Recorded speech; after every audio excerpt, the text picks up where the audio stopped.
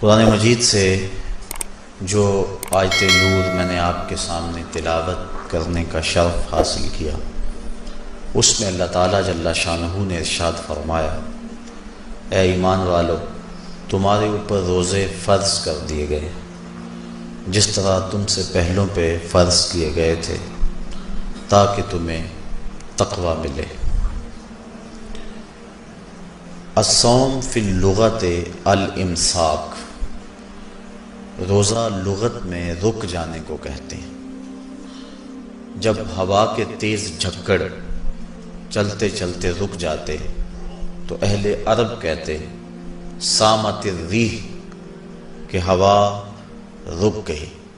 تیز دوڑتا ہوا گھوڑا جب اچانک ٹھہرتا تو وہ کہتے سام الخیل، منہ زور گھوڑا رک گیا۔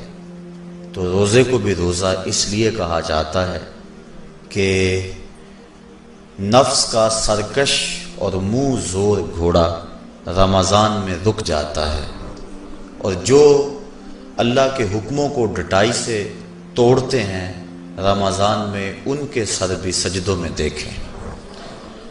تو اس لیے صوم کو صوم کہا جاتا ہے کہ اس میں انسان گناہوں سے رک جاتا ہے۔ شریعت اسلامیہ میں طلوع فجر ثانی سے غروب آفتاب تک اکل و شرب اور جماع سے کثرتاً رکے رہنے کو روزہ کہا جاتا ہے۔ روزے کی تاریخ کے حوالے سے علامہ اسماعیل حقی علیہ رحمہ تفسیر روح البیاں میں لکھتے ہیں کہ ملک تحمورس ثالث کے دور میں قحط پڑا۔ یہ حضرت آدم علیہ السلام کی اولاد سے تیسرا بادشاہ ہوا ہے۔ تو اس نے اپنی قوم کو حکم دیا کہ وہ ایک وقت کا کھانا کھائیں اور ایک وقت کا کھانا بچا کر قحط زدہ علاقوں میں بھیجیں تاکہ دکھیوں اور مجبوروں کی مدد ہو سکے۔ ملک تحمورس الثالث کے اس حکم کو قوم نے قبول کیا اور ایک وقت کا کھانا بچا کر کے قحط زدہ علاقوں میں بھیجا۔ اس قوم کی یہ ادا اللہ کو پسند آ گئی تو اللہ نے اس کو عبادت قرار دے دیا۔ پھر اس کے بعد ہر نبی پر روزہ فرض ہوا۔ کما کتب علی الذین من قبلکم، اس پہ شاہد عادل ہے۔ حضور علیہ السلام فرضیت روزہ سے قبل ایام 20 کے روزے رکھا کرتے تھے۔ ہر ماہ کی 13، 14 اور 15 تاریخ کو قمری تقویم کے حساب سے جو روزے رکھے جاتے ہیں ان کو ایام 20 کے روزے کہا جاتا ہے۔ لیکن اس کے بعد پھر عاشورہ کا روزہ حضور نے معمول بنایا، اور اس کو کسی صورت بھی حضور اور صحابہ ترک نہیں کرتے تھے۔ فصام رسول اللہ وامر بصیامہ، حضور نے خود بھی روزہ رکھا اور صحابہ کو بھی حکم دیا کہ یہ روزہ رکھیں۔ لیکن جب سن 2 ہجری کو واقعہ بدر سے ایک مہینہ قبل 17 شعبان المعظم کو جب روزہ فرض کیا گیا تو پھر حکم دے دیا گیا۔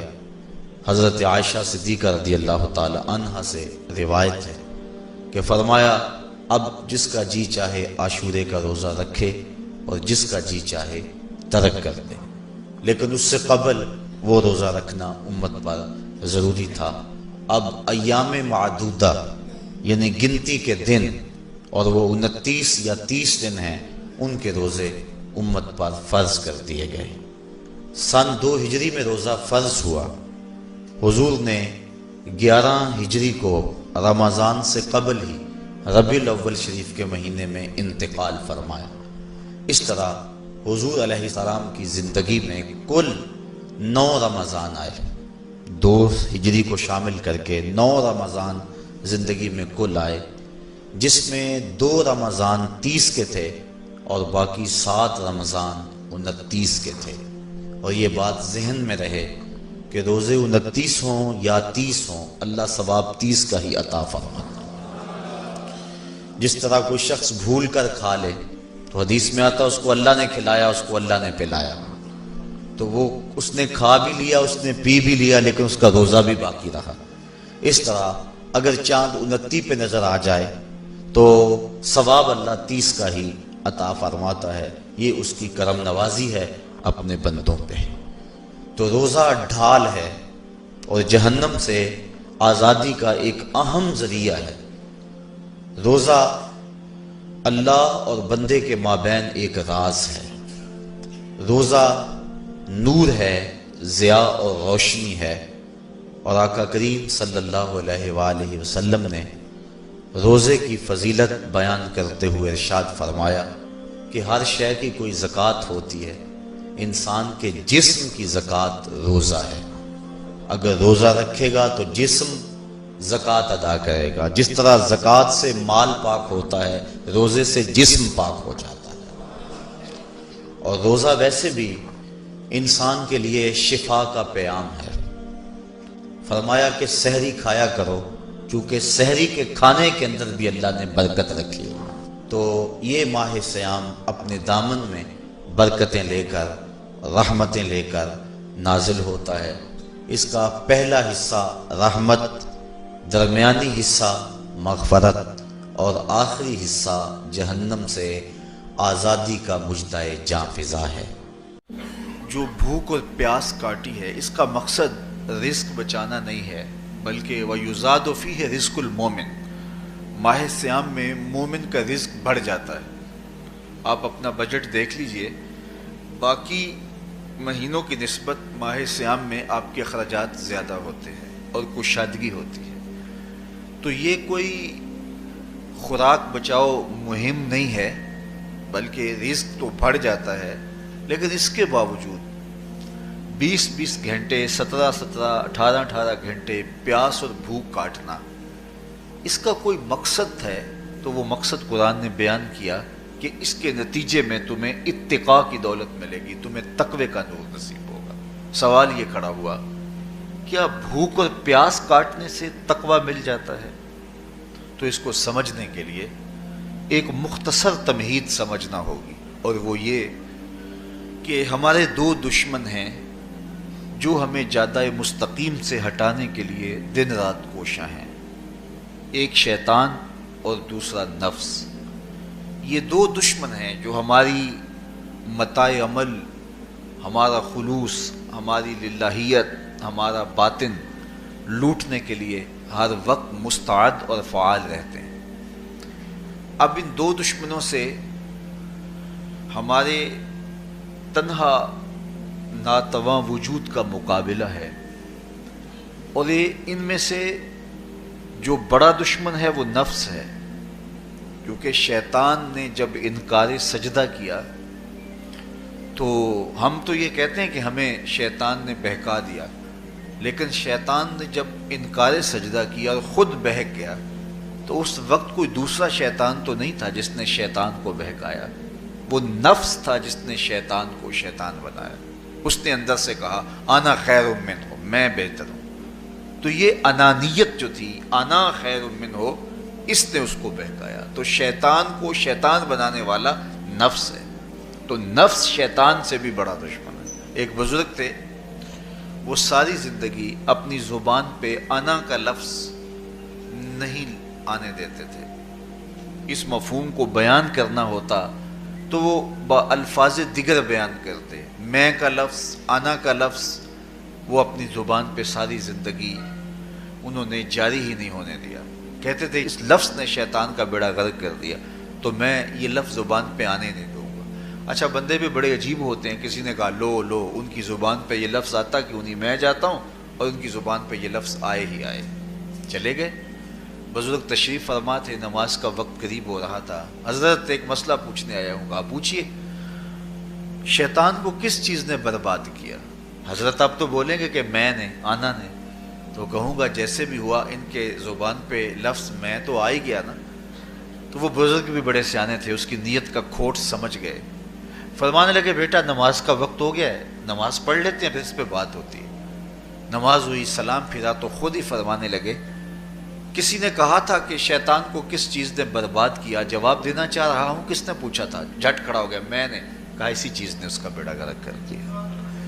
تو جو نفس تھا وہ شیطان کو شیطان بنانے والا ہے، تو ہمارے ساتھ نفس بھی لگا ہوا ہے، ہمارے پیچھے شیطان بھی لگا ہوا ہے۔ شیطان بھی بڑا مکار دشمن ہے، چھوٹا دشمن یہ بھی نہیں ہے۔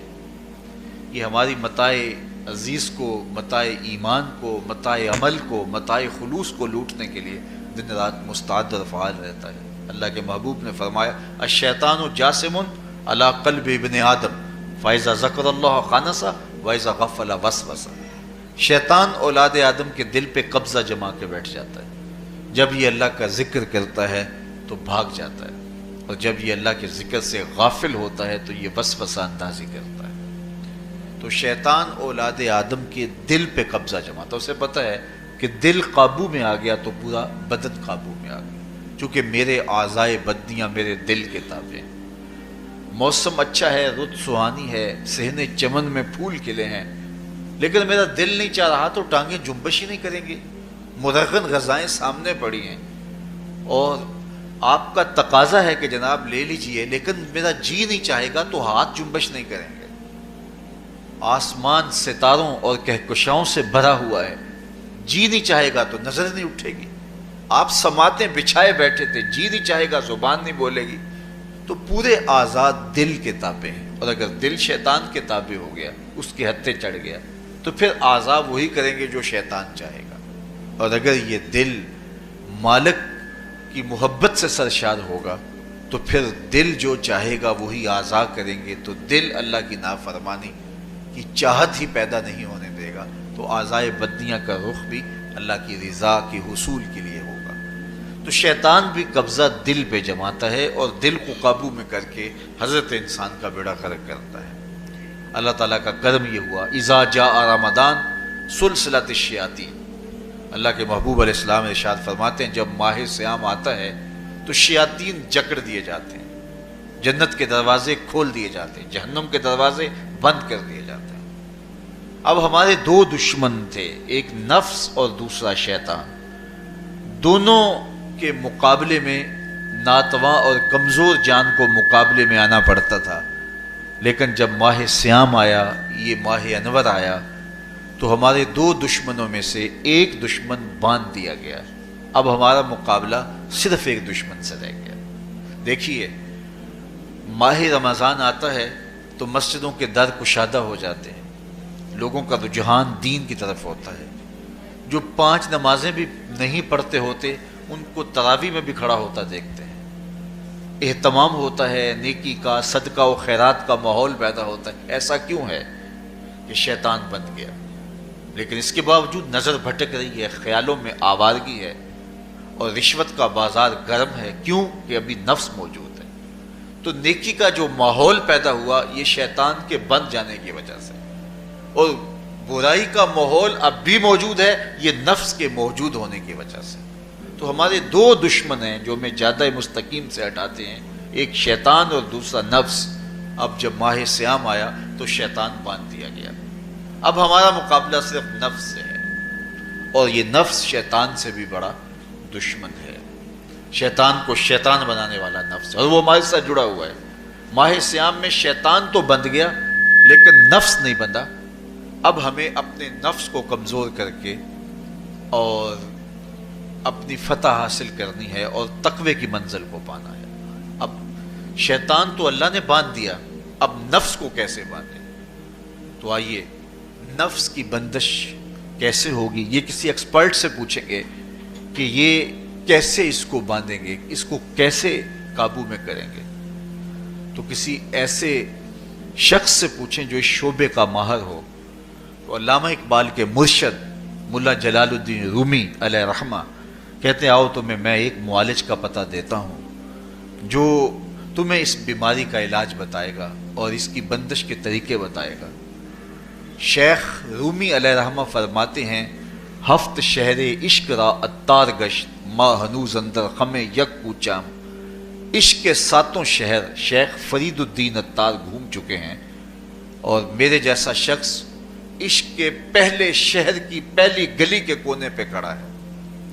اب اندازہ کیے کہ جن کا پتہ حضرت ملا جلال الدین رومی دے رہے ہیں وہ کس بلند مرتبے پہ فائز المرام ہے. فرمایا کہ وہ عشق کے 7 شہر گھوم چکے ہیں اور میں پہلے شہر کی پہلی گلی کی نکر پہ کھڑا ہوں. اب شیخ فرید الدین علیہ رحمہ سے پوچھئے کہ شیطان تو بند گیا، اب نفس کا وبال ہمارے اوپر پڑ رہا ہے اور ہم اس کے باوجود ماہ صیام کے اندر گناہوں میں منہمک ہیں، تو ہمیں بتایا جائے کہ اس نفس کا علاج کیسے کیا جائے. ہمیں آپ کا پتہ بتایا گیا ہے. تو شیخ فرید الدین عطار بولے نفس نتواں کشت الا باسے چیز بات گوئم یاد گیرش اے عزیز. نفس نہیں مرتا، لیکن اگر 3 اسلحے تیرے پاس ہوں تو یہ ٹھہر بھی نہیں سکتا. وہ 3 اسلحے کون سے ہیں؟ خنجر خاموشی و شمشیر جو، نیزائے تنہائی و ترک ہجو. خاموشی کا خنجر، بھوک کی تلوار اور تنہائی کا نیزہ. یہ 3 اسلحے ایسے ہیں اگر تو یہ لے کر کے نفس پہ ٹوٹ پڑے تو پھر نفس کا مقابلہ تیرے لیے آسان ہوگا. خنجر خاموشی، خاموشی کا خنجر. اللہ کے محبوب علیہ السلام نے فرمایا من صامت نجا، جو خاموش ہو گیا وہ نجات پا گیا. کیونکہ انسان کی زندگی کی زیادہ آفتیں اس کی زبان کی وجہ سے ہیں. آپ اپنے گناہوں کا اور میں اپنے گناہوں کا اگر احتساب کروں تو ہمیں سب سے زیادہ گناہ زبان کے ملیں گے. آنکھیں بھی گناہ کرتی ہیں، ہاتھ بھی گناہ کرتے ہیں، پاؤں بھی گناہ کرتے ہیں، لیکن سب سے زیادہ گناہ زبان کرتی ہے. جھوٹ بھی بولتی ہے، غیبت بھی کرتی ہے، شکوہ بھی کرتی ہے، گالی سب و شتم اور کیا کچھ زبان کے گناہ ہیں. اسی لیے اللہ کے محبوب نے فرمایا جو تمہارے 2 جبڑوں کے درمیان ہے یعنی زبان اور 2 ٹانگوں کے درمیان ہے تمہاری پارسائی کی جگہ، تم ان 2 چیزوں کی مجھے ضمانت دے دو، میں محمد تمہیں جنت کی ضمانت دے دیتا ہوں. تو انسان کے سب سے زیادہ گناہ زبان کے ہیں اور اس کی پارسائی کی جگہ کی. تو اس لیے میرے حضور نے فرمایا من صامت نجا، جو خاموش ہو گیا وہ نجات پا گیا. خنجر خاموشی، خاموشی کا خنجر نفس کشی کا ایک مؤثر ذریعہ.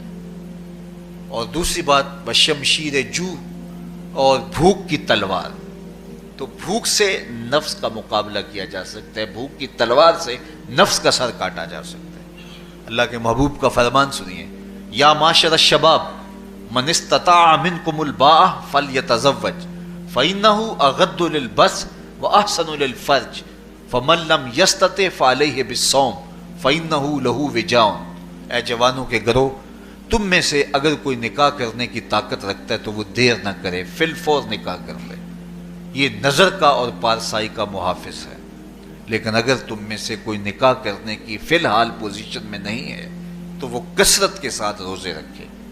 روزے قاطع شہوات ہیں. تو بھوک سے نفس کو جو ہے وہ روکا جا سکتا ہے، اس کو لگام ڈالی جا سکتی ہے. تیسری بات نیزہ تنہائی، تنہائی کا نیزہ. تو فرمایا گیا کہ العافیت فی العزلہ، کہ تنہائی کے اندر ہی عافیت ہے. جب مجلسوں میں غیبت کی بدبو پھیلتی ہو اور چغلی کا ماحول معاشرے کا جزو لا ینفک بن جائے اور مجالس کے اندر نظروں کی پاکیزگی کا قائم رہنا مشکل ہو جائے اور انسان کی زندگی کے اندر گناہوں کا بہت بڑا سبب مجلسی زندگی ہو تو پھر اس سے تنہائی بہتر ہے. حضرت شاہ نقشبند بخاری فرماتے ہیں کہ فقیر کے لیے سب سے اچھی جگہ اللہ کا گھر مسجد ہے، یا کسی کامل صالح شخص کی صحبت ہے، اور یا پھر تنہائی ہے. چوتھی جگہ ہلاکت کے علاوہ اور کچھ نہیں ہے. ہمیں اپنے کاروبار میں، اپنے معاملات میں، اپنی ملازمتوں میں جانے کی تلقین کی گئی تو وہاں یہ تلقین کی گئی کہ دیر سے جاؤ جلدی واپس آ جاؤ، اور مسجد میں جاتے ہوئے تلقین کی گئی کہ جلدی جاؤ اور دیر سے واپس آؤ. لیکن ہم مسجد کے دروازوں پہ جب دور موجود میں رش دیکھتے ہیں کہ لوگ بہت جلدی نکلنا چاہتے ہیں، حتیٰ کہ کندھوں سے کندھے ٹکرا رہے ہوتے ہیں کہ جلدی سے باہر نکل جائیں. حالانکہ وہ عافیت کی جگہ ہے، 2 منٹ زیادہ بھی ہو جائیں تو کوئی حرج نہیں ہے.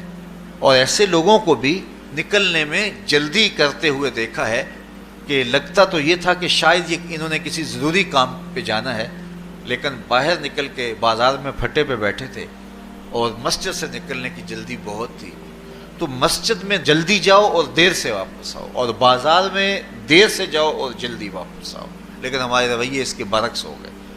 تو تنہائی میں عافیت ہے، خاموشی میں عافیت ہے، اور بھوک میں عافیت ہے، اور یہ ساری چیزیں روزے میں میسر ہیں. فرمایا تم سے اگر کوئی شخص الجھے، بحث کرے، لڑائی کرنا چاہے تو تم اسے کہو انی صائم، میں نے روزہ رکھا ہوا ہے. اسی طرح جو ہے وہ روزے سے آپ کو یکسوئی ملے گی، قرآن مجید کی تلاوت کا ماحول ہوگا اور تم بھوک کاٹو گے. اور یہ تینوں چیزیں تمہارے نفس کو کمزور کرنے والی ہیں. شیطان بند گیا، نفس کمزور ہو گیا. اور جب نفس کمزور ہو گیا، کمزور ہوتا ہے، یہ نفس مرتا نہیں ہے. یہ تو کوئی ہے باج فقیراں کسے نہیں ماریا، باہو ظالم چور اندر تھا. یہ اندر والا چور جو ہے وہ اتنی آسانی سے قابو آتا ہی نہیں ہے. یہ پھر سر اٹھا لیتا ہے. اس کو جتنا کچلو، یہ کچھ عرصے کے بعد تھوڑی سی خوراک ملتی ہے تو پھر سر اٹھا لیتا ہے. حضرت بایزید بستامی کہتے ہیں میں نے اپنے نفس کو ایک دن کہا کہ میں تجھے خوراک بھی نہیں دیتا اور تو پھر بھی موٹا تازہ ہے. تو میرے نفس نے مجھے کہا کہ اے بایزید، جب تم بازار سے گزرتے ہو تو لوگ انگلیاں اٹھا اٹھا کہتے ہیں یہ بایزید جا رہا ہے، یہ بایزید جا رہا ہے، تو مجھے میری غذا اور خوراک اس سے مل جاتی ہے. تو یہ خوراک ہوتی ہے نفس کی. تو نفس بہت ظالم ہے اور ساری زندگی اس سے لڑتے ہوئے گزرتی ہے. وہ کسی نے کہا تھا نا، تمام عمر طوفان سے کھیلتے گزری، نیا کے ڈوبنے کا ڈر بھی رہا. تو یہ ساری زندگی اس طرح ٹکراتے ہوئے سے گزرتی. لیکن جب کمزور ہو جائے تو پھر یہ شیطان کو جو ہے وہ موقع نہیں دیتا ہے. لیکن اگر نفس ماہ صیام میں ہمارا کمزور نہ ہوا، صرف ہم نے بھوک ہی کاٹی اور باقی اپنے معمولات وہی رکھے، تو میرے حضور نے فرمایا جس نے جھوٹ اور برے کام نہیں چھوڑے اور جھوٹے کام ترک نہیں کیے، اس کے بھوکا اور پیاسا رہنے کی اللہ کو کوئی ضرورت نہیں ہے. روزہ تو ایک مشق تھی، یہ تو باطن کی تطہیر کا ایک ذریعہ تھا، یہ تو من کی تہذیب کا ایک ذریعہ تھا، یہ تو نفس کی شر سے اپنے آپ کو بچانے اور شیطان کے مکر و فریب سے بچانے کا ایک ذریعہ تھا. دیکھیے شیطان بند جاتا ہے ماہ صیام میں، حدیث واضح ہے، لیکن نفس موجود رہتا ہے. اگر نفس کمزور ہو گیا تو شیطان چھٹ کے بھی کچھ نہیں کرے گا، کیونکہ شیطان باہر کا دشمن ہے، نفس اندر کا دشمن ہے. جب تک اندر والا دشمن ساتھ نہیں دیتا، باہر والا دشمن کچھ نہیں کر سکتا. ہمارے دیہاتوں میں چوری ہو جائے تو بوڑھے بزرگ سر جوڑ کے بیٹھ جاتے ہیں کہ چور کہاں سے آیا، کیسے آیا. تو ایک نقطے پہ سارے متفق ہوتے ہیں کہ اندر کا کوئی بھیتی ضرور موجود ہے. اگر اندر کا کوئی بھیتی موجود نہیں ہے تو چور باہر سے آ کے حملہ آور ہو ہی نہیں سکتا ہے. تو شیطان باہر کا چور ہے، نفس اندر کا بھیتی ہے، اور اگر یہ اندر والا باہر والے کا ساتھ نہ دے تو شیطان انسان پر حملہ آور ہو ہی نہیں سکتا. اس لیے اس کو قابو کر لیں، اس کو رام کر لیں، تاکہ شیطان چھٹنے کے باوجود بھی جو ہے وہ ہمارے اوپر حملہ آور نہ ہو سکے. ورنہ وہ تو پیچ و تاب کھا رہا ہے کہ یہ جو تم نمازیں پڑھتے ہو، سروں پہ ٹوپیاں تم نے پہنی ہیں اور بڑے شریف بن کے مسجد میں جا رہے ہو، ذرا چھٹ لوں عید کے دن ہی جو ہے وہ تمہارا سارا کیا دھرا برباد نہ کیا تو مجھے شیطان نہ کہنا. تو وہ سب کچھ برباد کر دیتا ہے اگر ہمارے نفس کی تہذیب نہیں ہوتی. تو یہ اللہ نے ایک ہمیں موقع دیا ہے، پورا ایک مہینہ ہے، ایک ورکشاپ ہے باطن کی تطہیر کے لیے اور ایک اندر کی پاکیزگی کے لیے ہمیں ایک موقع فراہم کیا گیا ہے، اور اس سے ہم بھرپور فائدہ حاصل کریں. قرآن مجید کی کثرت کے ساتھ تلاوت، صلاۃ التراویح میں شمولیت اور خاموشی کا اختیار کرنا، اور جو ہے وہ اللہ کے ذکر فکر کی طرف متوجہ رہنا اور بھوک کاٹنا. اس کا عملی نتیجہ یہ ہوگا کہ اتقاء کی دولت نصیب. دیکھیے ماہ صیام میں ہمیں ان کاموں سے بھی روک دیا گیا جو کہ کام جائز تھے، کھانا پینا اور جو ہے وہ اپنی منکوحہ سے جنسی تعلق. یہ تو وہ امور تھے کہ جو جائز تھے، مشروع تھے، لیکن اوقات روزہ میں ان جائز کاموں سے بھی ہمیں روک دیا گیا. اس فلسفے کو ہمیں سمجھنا ہوگا کہ جو کام شریعت میں جائز تھے، مشروع تھے، روزہ ان سے بھی رک جانے کا نام ہے. اور جو چیزیں شریعت میں جائز ہی نہیں ہیں، جھوٹ بولنا ہے، غیبت کرنا ہے، بد نگاہی ہے اور دیگر برے اعمال ہیں، تو یہ چیزیں تو روزہ نہ بھی ہو پھر بھی ناجائز ہیں.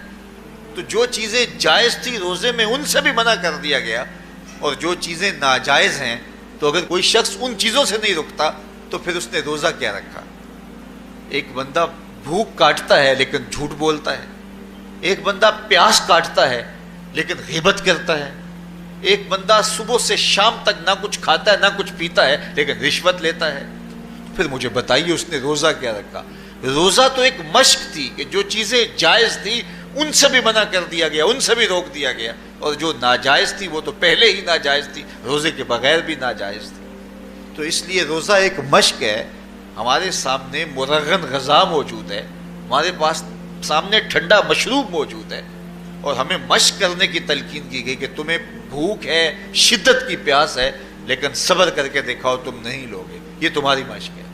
تو پھر جو حرام ہوگا اللہ کی طرف سے ممنوع ہوگا تو اس کو تم کس طرح لوگے جب تمہاری یہ مشق ہو چکی. لیکن ہم اس مشق کے اندر ہی جب ان سے نہیں رکیں گے تو پھر ہمارا روزہ ہی نہیں ہوگا, پھر بھوک اور پیاس کاٹنے کے علاوہ کچھ نہیں ہوگا. بہت سارے روزہ دار ایسے ہیں جن کا روزہ سوائے بھوک اور پیاس کاٹنے کے کچھ نہیں ہے. اس لیے جن چیزوں سے اللہ نے منع کیا ہے ان سے تو رکنا ہی رکنا ہے. جو چیزیں مشروع ہیں ان سے وقتی طور پہ روکا گیا تو ان سے بھی روک کر کے روزے کی تکمیل.